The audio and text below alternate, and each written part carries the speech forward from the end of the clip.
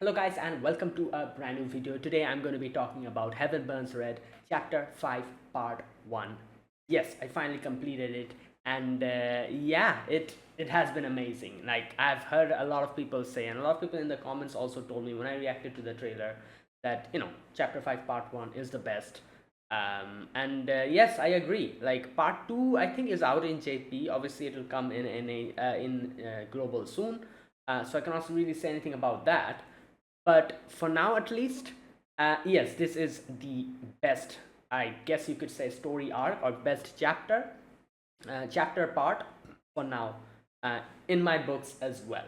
Like I've up until now I've liked like all the chapters in Heaven Burns Red. Like so there's some which I like more than the others, obviously. But yeah, this is definitely the top for now. So what makes this good is like now I'm going to talk about it. Obviously, like anyone who hasn't played this part, like you should probably don't watch this video because I'm going to talk about it deeply and there'll be a huge amount of spoilers. So yeah. Okay, so yeah, so I one thing I can say about this is that I was shocked at which day was it? Day 13 and 14, I think. Yeah, I was shocked at the amount of emotion that they put in those two chapters. Like it was crazy. Like I don't know. I don't think I've ever seen, like, obviously I've seen a lot of death scenes in anime and stuff. Like he itself, like like Jun Maeda himself does a lot of these things. Like Clanad and like all the other stuff, like all the other works like Canon Air, what else? Little Busters. Like there's like a lot of emotionally charged sections and everything. And I've gone through all. And this is definitely, like, I don't know, like raw unfiltered emotion I've seen being put out to the audience through one character, which is obviously Yuki. In those those 2 days, especially I think day 13, it was day 13, right? Yeah, where everything goes down. Day 14, Yuki was a lot more calmer after like she talked to what's her name, Seira, right? That girl, the scientist girl. Her name was Seira, right? Yeah, I kind of mix up the names sometimes. So she was a lot more calmer in day 14, and obviously in before on day 14 they had to go and save Ruka. So there was like a hope that, oh, we can save her. But day 13 ending was crazy. Like that was insane. I wasn't expecting like that much of, like I said, it's like one character like put everything out in that small little section. And yeah, that was something like like amazing. What can I say? Like obviously, like I kind of realized that obviously they cannot kill off Ruka. Like come on, like everyone else might die, but I doubt Ruka will die ever. So obviously I was like, yeah, she'll surely come back some way or the other. But obviously, like Yuki doesn't know that. She's she's not she like she doesn't know that that Ruka's the main character of this game. So everything that came out of her was just like that, like like it was something. um so yeah, obviously that is like the main highlight, I feel like, of chapter 5, part 1. And there were a lot of other stuff as well which was pretty good. For example, the whole mini section about Seira, Ichigo, Sumomo, that whole section where she was like, oh, I'm going to leave, that part was pretty good. Like how we realize that like what is going on with her mind. Like up until now we've always seen she has always been this kind of nonchalant type of character, doesn't really care about much, and just like always talks about like death and like like records and all that, like all these things, scientific, like in a way. But we actually get a deeper understanding of her character in this in this section. Now, you know what, I'll talk about Yuki and Ruka's section, all those things I'll talk about. Let me first talk about Sarah.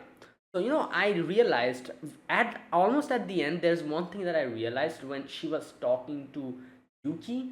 I realized why, like, she was like Sarah was so, what can I say, like, bitter against like the whole world.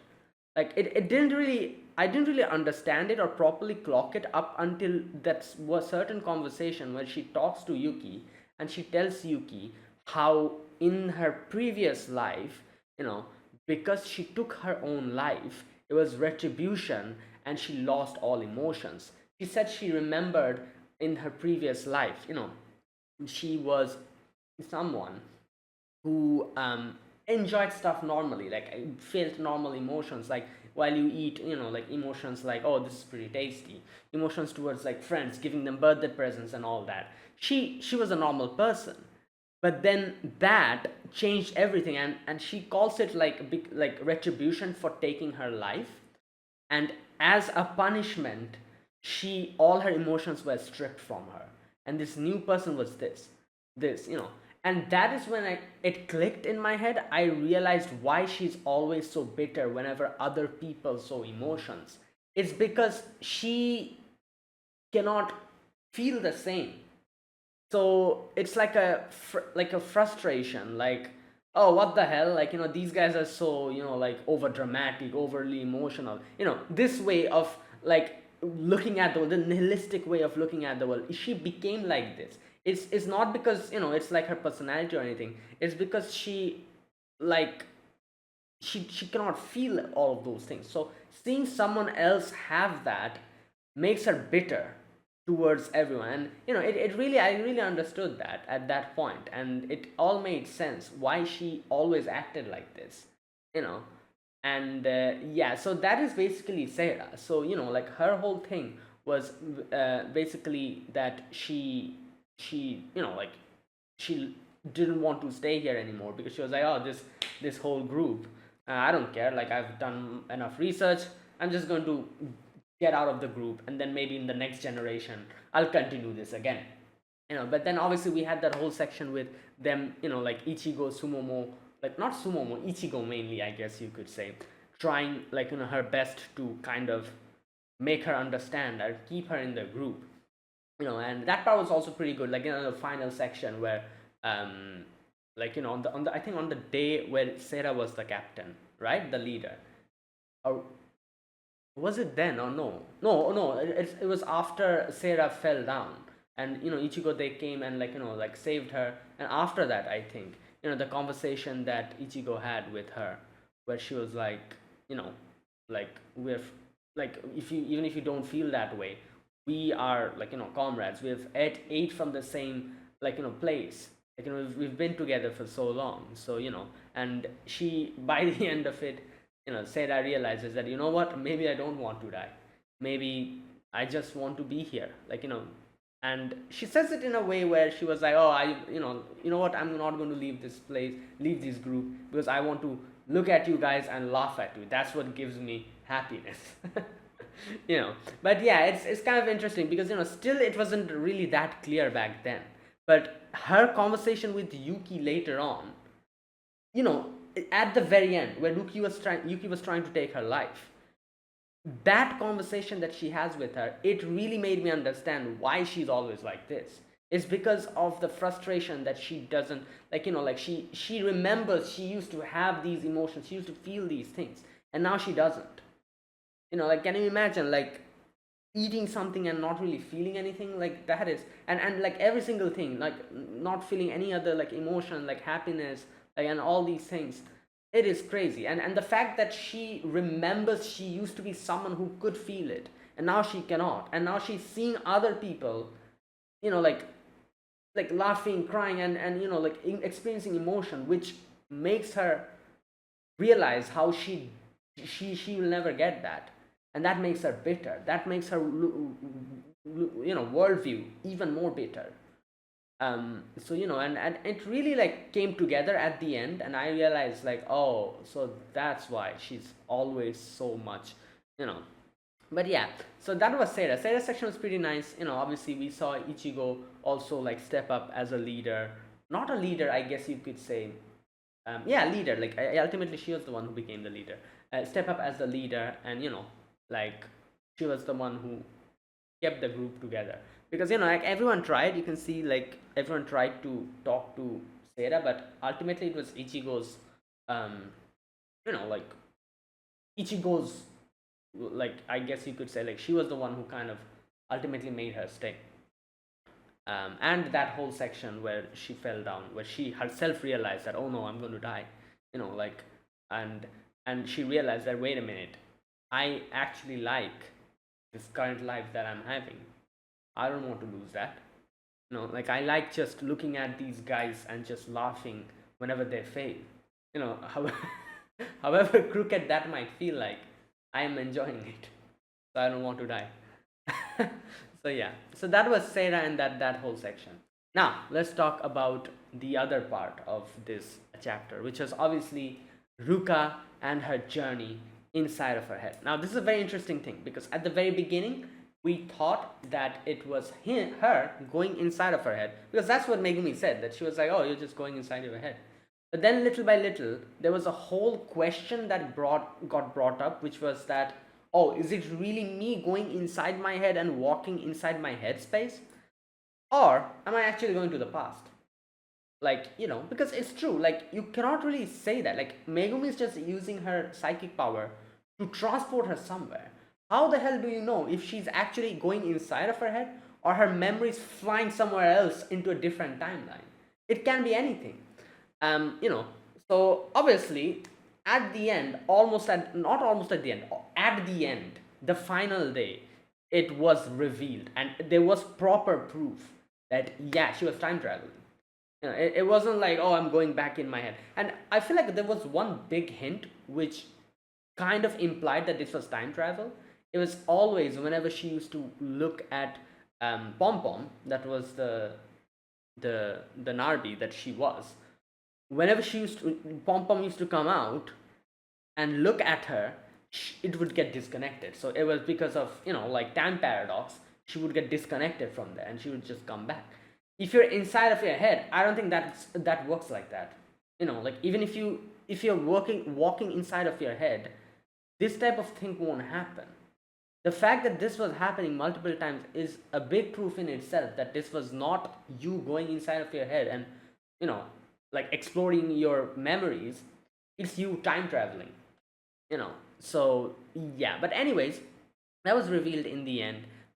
But other than that, it was just her going to different times, trying to talk to her mother. At first it was just like, oh, I want to know my past, like, why did I become a human, from a Narby on my own, because her record was missing from the official database.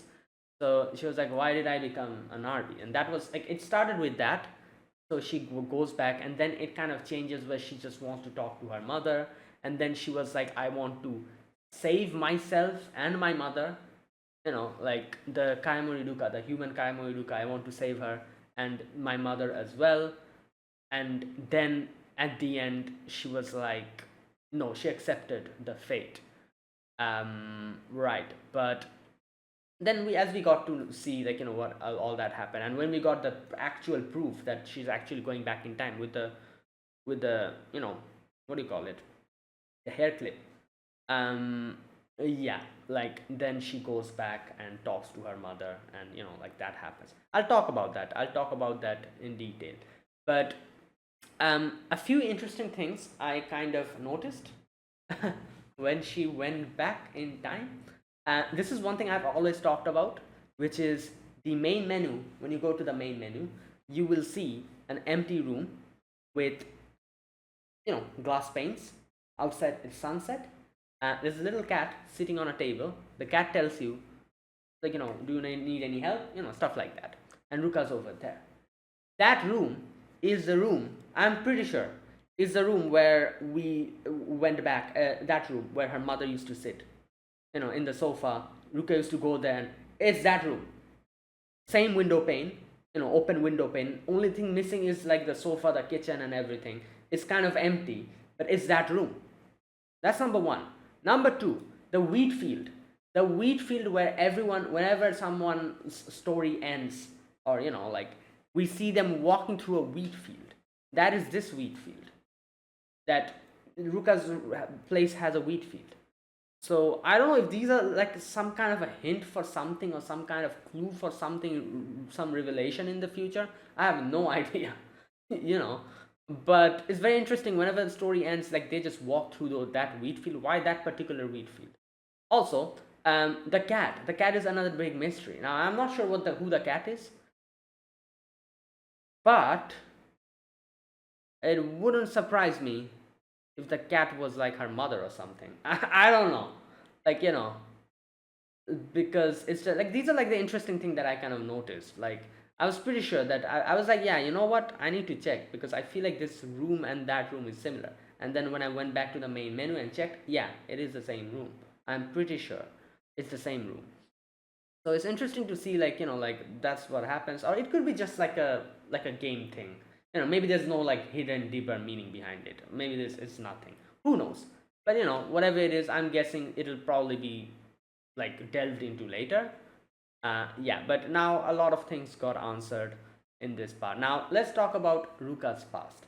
So Ruka's past was basically like, so Ruka was a normal girl. Like she lived with her parents and wanted to be a rock star. Like mother supported her wholeheartedly. Like was she multiple times she used to say, I'm the number one fan. Like all that. She loved her mother very much, and then she um, gets taken by the waves. This is where everything starts changing. Like Pom Pom, who was there always with Ruka, who saved Ruka before, and who was like part of their family. Pom Pom becomes Ruka, and that is why Ruka's official thing is not there. She became a human through her own, because she couldn't, she couldn't like handle her mother crying every day, you know, and yeah, so that was like the whole thing. Now it was very what can I say, like it was very more like that final day, day 15, is where we get to know when Ruka goes back and she tells her mother that, oh, you know what, I'm from the past, sorry, I'm from the future, and she tells everything to her and she listens.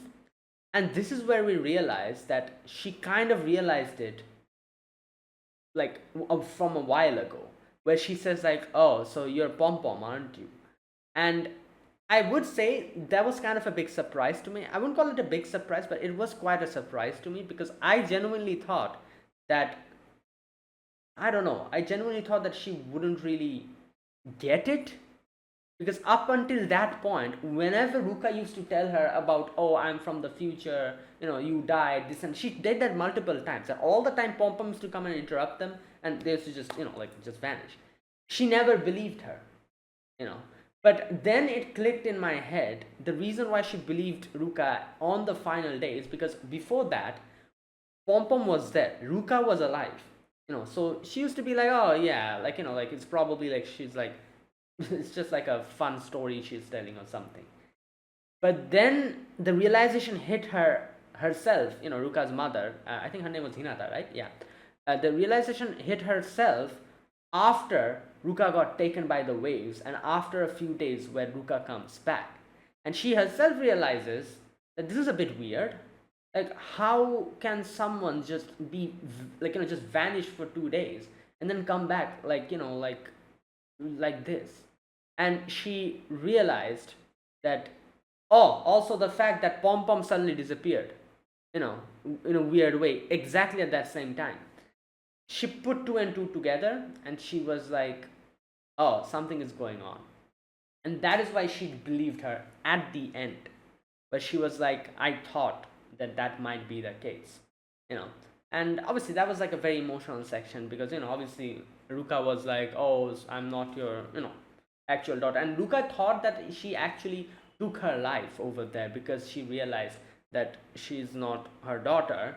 The way she, like, Hinata died was basically the same way Ruka died as well. She was taken by the waves. She was like flying a kite and she was taken by the waves. So like Ruka thought that, oh, she realized that, and that's why she took her life. And she, obviously she was sad. She couldn't, like kind of accept it, because, but obviously in the end, Hinata says that no, that's not the reason. Like that's not why. you were always part of my family. And she says something that is very, what can I say, it's very heart touching. She said something like, thank you for extending, like, Ruka presence in my life. And what did she say? Something like that she said, I think. Thank you for extending her presence in my life, and that made me realize how much I loved her even more. you know like, and thank you for making me realize that as well. Like, as they say, like, like, you do not understand, like, someone's significance unless and until you lose it. Like, obviously, like, she loved Ruka from the very get-go. Like, she loved her a lot. But what Hinata was saying is that after losing her, I realized how much more I loved her.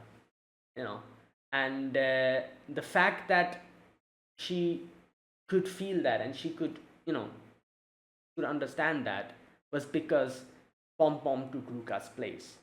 you know and something like that she kind of told her. And then she also said that, like, if you I didn't if you think that I took my life, don't think that. It's probably because I wanted to, fly the kite, and I was trying it out. It was an accident, just like Lucas was also an accident. So yeah, so that part was very, like I said, it was very heart touching, very emotional, that part. Yeah. And Ruka got her closure. She now knows her past, what happened. Oh, I forgot to talk about the. Oh, okay. You know what? I'll talk about that later. The Narby situation, where she comes from. So that was obviously the past with Ruka and her family. Then we get to know, and even get that one I was not expecting. An even crazier past, which was how the Narbys, like, so they have a planet, apparently, the Narby's planet, and the cancers are actually creatures who come and attack them because of their intelligence. And the Narbys decided to let go of the intelligence and send one Narby, not one Narby, multiple Narbys, to find a place where they can stay. And that was Ruka. Ruka was the granddaughter of the chief or something like that. And she came here, and she thought that, oh, you know what, like, this planet is pretty nice, because she got a very nice family, like, with her, which was Ruka's family. And that's why she put the signal. And that is also something that she kind of laments later on, where she was like, like, my experience, I thought that, like, everyone in this world is like Ruka's family. Like, in a very good stroke of luck, she encountered a very good family who loved her. So she thought that this whole planet is like that. So she called everyone here, and then they got captured, and they got not experimented upon, but they got used to, like, as fighters. Now they're like, humans are using them to fight the battle. As for the cancer, while they were saying that, there was one part I was thinking. I was like, wait a minute, does this also mean that because Ruka came here, the cancers came here as well? No, they very quickly kind of resolved that. They mentioned that it's not that. The cancers were already here before Ruka came here. They were, because they always target, like, creatures with intelligence, and obviously humans have intelligence as well. So they were already here before Ruka came here. So that wasn't really Ruka's fault, that, oh, Ruka came here, that's why they followed her here. No. Ruka's whole thing was basically, she lamented on the fact that without understanding the situation, she brought everyone here, and now humans are using all these Narbys to fight the battle. you know so yeah, but anyways, everyone, like, like, said that, it's not your fault. If it was someone else, they would have done the same. So, right. So that was like another thing, like that. I wasn't expecting we are going to get a backstory of the Narbys. Like, that's pretty interesting. Like, how they originate, where they originated from, and everything. We got to know that as well. Right. So yeah. Okay, so yeah, that was Ruka and her past, all those things. Absolutely fantastic, really good. Now, let's talk about Yuki. So, day 13, and when Ruka gets eaten, from that point onwards, like I said, it was something like it was something else. Like, the whole section was crazy. Like, and it started after, like Yuki realized that there's no way to go back, and it was said that, oh, apparently Ruka's dead because the vital signs are gone and all that. It starts from there. And oh my god, that was something. Like, she was like going and moving around the whole base, each place, like, thinking about like the memories with Ruka.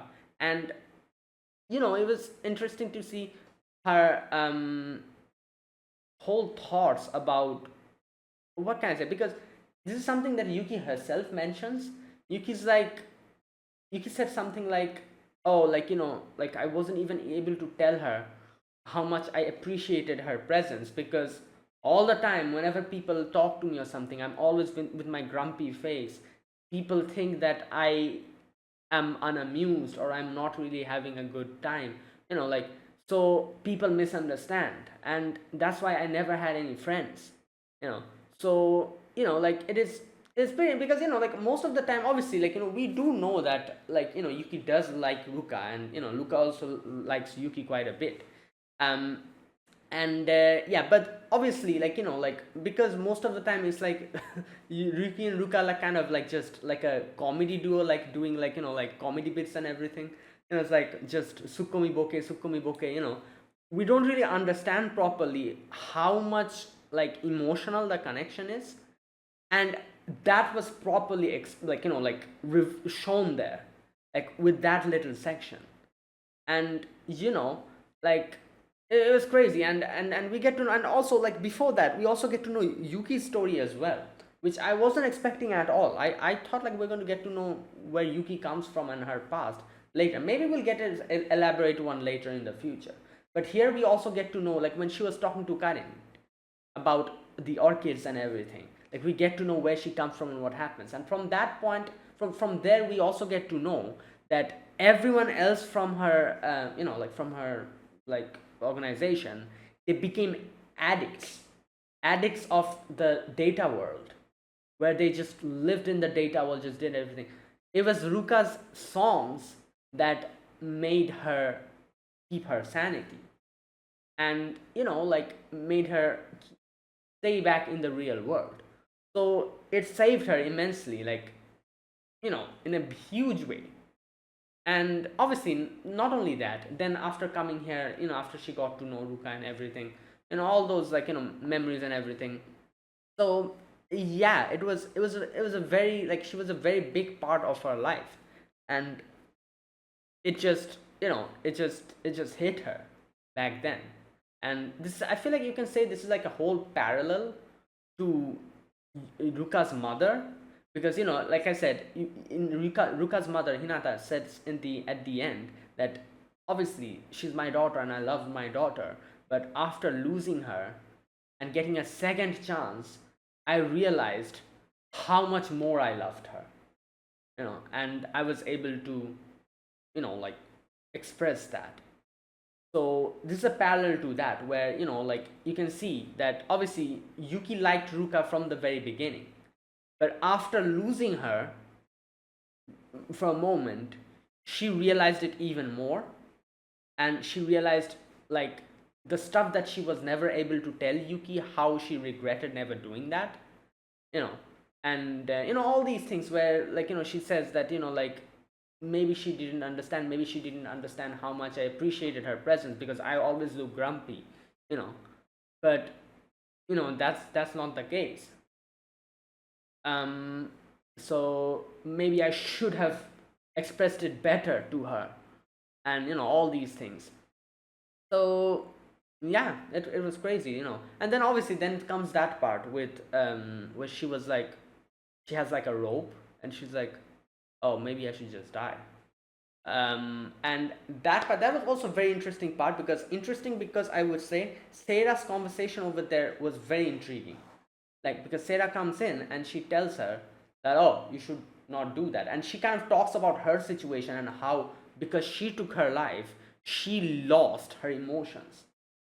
And there's something that she says here which is very interesting, like, where she talks about retribution, where she says, like, taking one's life, obviously taking someone else's life is just like how that is sinful, taking your own life as well, which is also a life, is also sinful.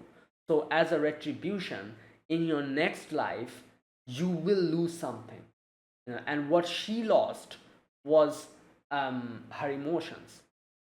So she's telling Yuki that there's a possibility, if you take your own life, in your next life, like, you will lose your feelings, for not in your next life, like you will probably lose your feelings for, there's a possibility you might lose your feelings for Ruka, that you have. And I'm sure you don't want that.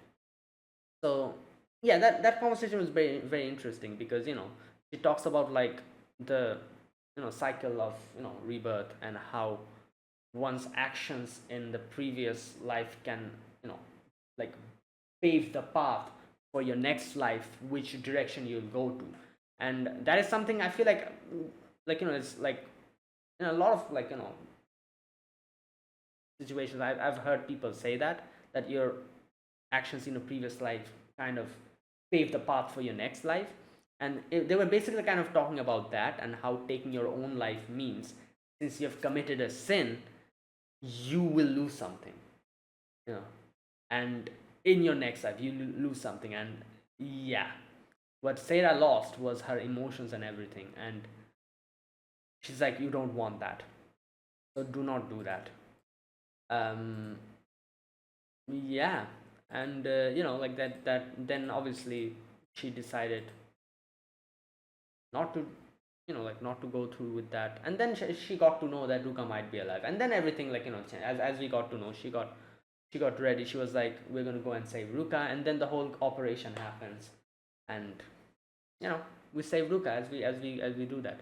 um Gameplay wise, I would say that difficulty wise, I think this was easier than what was the name, Skullplume, right?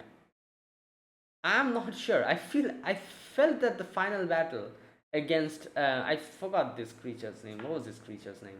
I forgot its name. This boss was a little bit easier than that. Or maybe I have better characters now, because I do have, what, I'll make a video for that later. I'll show you guys what new characters I got. I got Shadow, the one who inflicts thunder. You know that I feel like getting a few of these characters probably made my team better. That's why I felt like the difficulty was a lot easier than the previous one, because I remember. Or no, maybe not. No, it was because it was one team. Yeah, I think that's why it felt more easier. Like, I have a really solid one team. I don't have a solid second team. So Skullfeather was extremely difficult for me. Not extremely, I would say, but it was quite difficult for me, because there was like two teams. So I didn't know what to do, and I didn't have a lot of characters. Like I said, got a few new characters like Shadow and a few others, which like, I kind of like, I can put it in another team now. Tamasud, Shadow. I've gotten all of them, so I can like make a proper second team now. That wasn't the case for Skullflume, so I guess I struggled more over there. This one I didn't really struggle at all. It was one team only. Like, yeah, we did have to take three teams for the exploration part, but that was not that difficult. I could easily just maneuver and just run away from the from the enemies. Like, I just avoided everyone most of the time. I had like one main team, which was Yuki's team, which I used for the battles and everything, and the other ones I used to run away. I tried to run away from the enemies, not fight with them. So yeah, that one was, like, we had to make three teams, but the main battle was only one team, which really helped, because I could put all the good characters in one team, and I completely dominated the whole. So yeah, that was like, difficulty wise, I thought this was a little bit easier. Um, right. Yeah, and yeah, there you go. That is my whole impression of this chapter.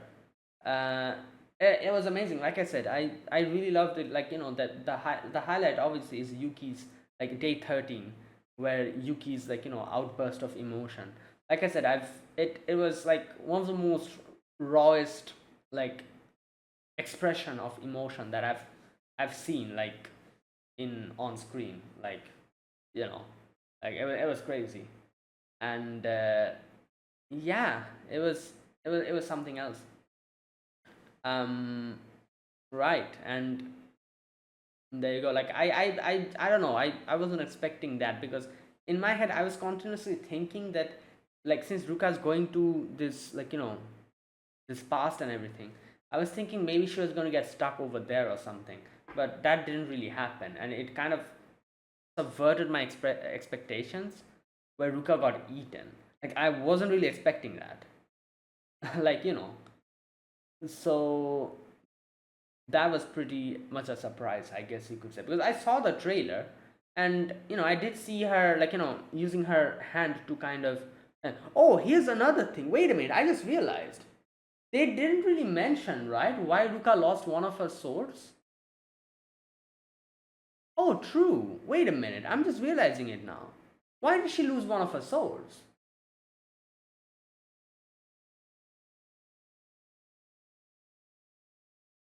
Is it because now she knows her past? Is that why it became? So wait, is this going to be just one sword from now on? I have no. Yeah, I'm just realizing that they never really clarified it. Like, what happened after that? Like, is she, like, left with one sword? Will her second sword come back or something? Like, what's going on? Maybe we'll get to know about it later. Maybe in the next chapter. But yeah, I didn't really think about. Now I'm realizing it. Wait a minute, they didn't answer that question.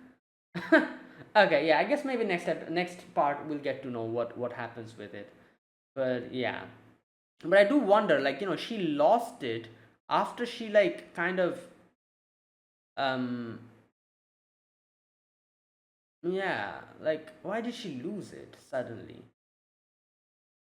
know what, I might need to go back and see that section again. That section where she loses it, like, only one comes out. Like, she kind of gets injured, I remember, and then she's like, oh, one of my seraphims are not coming out. Yeah, okay, so yeah, that, I guess that's a mystery, or maybe not, I don't know, maybe I missed something, or maybe something went over my head. Yeah, but, like, maybe they'll explain it in the next chapter. We'll see. Okay. Oh, another thing I forgot to mention, which was obviously the last section, where we see now is, I'm guessing, part two, we're going to get to know Karin Chan's story, and, like, all that stuff, where, Karin Chan is like, oh, I'm not going to let you go out because you are not ready for the outside world. Now, I know how you reacted when Ruka's, like, like when it was said that Ruka's vitals are gone. So, and you can see, from that point onwards, Karin Chan takes over completely from that point onwards, up until the very end. So it was because, I guess, Karerin wasn't able to, like, tolerate that, so she just went inside, and Karin Chan had to take over. So yeah, and she's now not letting her outside, so she's kind of stuck inside of her. So I guess we'll probably get to see more about that in part two. Right. All right, I'll end this video here. That was a big. Like, I talked about quite a few things. I talked about quite a, a lot of things. That's why the video got a little bit bigger. But yeah, it was amazing. Yeah, like, really good. For now, it is definitely in my opinion as well, the best story chapter in Heaven Burns Red. Like, Yuki's whole, like, like, that section in itself is more than enough to get that position, because that was one of the most craziest, like, outburst of emotion I've seen, and they did it in such a great way, like, that part. And obviously we got to know about Ruka's past and everything, which I was pretty curious about, and we got to see the whole thing. um right. So yeah, and yeah, there you go, guys. That is it. I'll end this video here.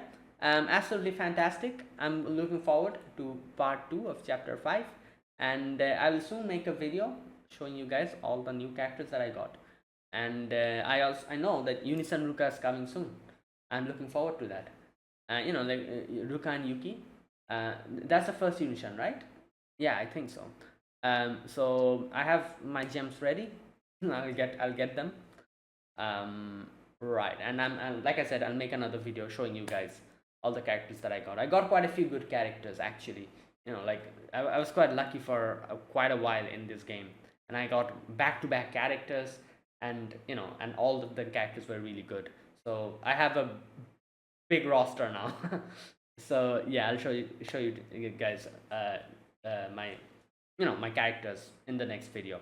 So that is it. Thanks for watching. If you guys enjoyed this video, make sure to press the like button, subscribe if you're new to the channel, or you haven't subscribed. Comment down below anything you want to say, anything you want to let me know. I'll check them out. And that is it. Yeah, thank you for watching. I'll see you guys in the next video. Until then, goodbye and have a nice day.